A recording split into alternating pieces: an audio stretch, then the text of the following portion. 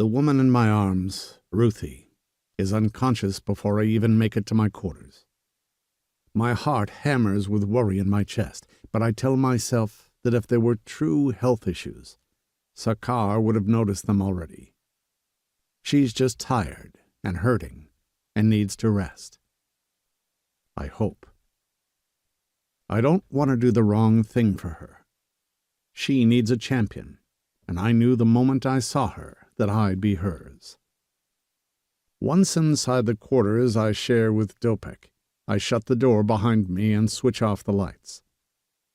I know where my bunk is in the dark without having to stumble about, despite the mess on Dopek's side of the room. Gently, I lay Ruthie down in my bunk and tuck the blankets around her.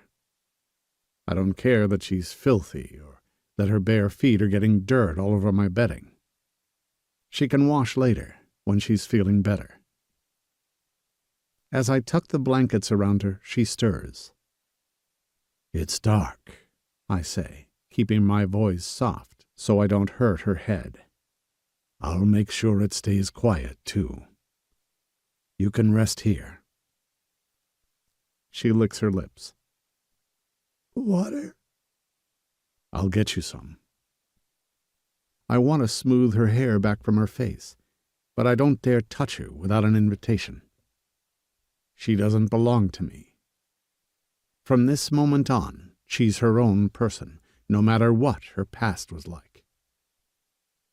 I get a drink from the lavatory sink and bring it back to her.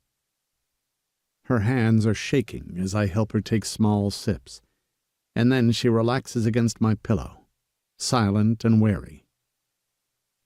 "They drugged you?" I ask. "It's a common practice in the slave markets. Hurts the values of the merchandise if they're all screaming and hurting themselves trying to get away." She's quiet for a moment and then says, "I didn't mind the drugs. It was better than the reality." I know how that can be. Before I joined Lord Straik's crew, I worked in an asteroid mine. I saw some of the worst things in the universe. I know how bad people can be to each other. It's all the more reason why I need to keep Ruthie safe. "You'll be all right here with us, I promise. This ship is a good ship." "Are you taking me back home to Earth?" I go still. I hate the hope in her voice. She's dazed from the drugs, so she doesn't realize, or maybe it hasn't sunk in, that she's a clone, that she was never on Earth, that there's no home to go back to. I won't lie to you, Ruthie. You're a clone. A created person, just like me. There's no home for us. We were created in a lab.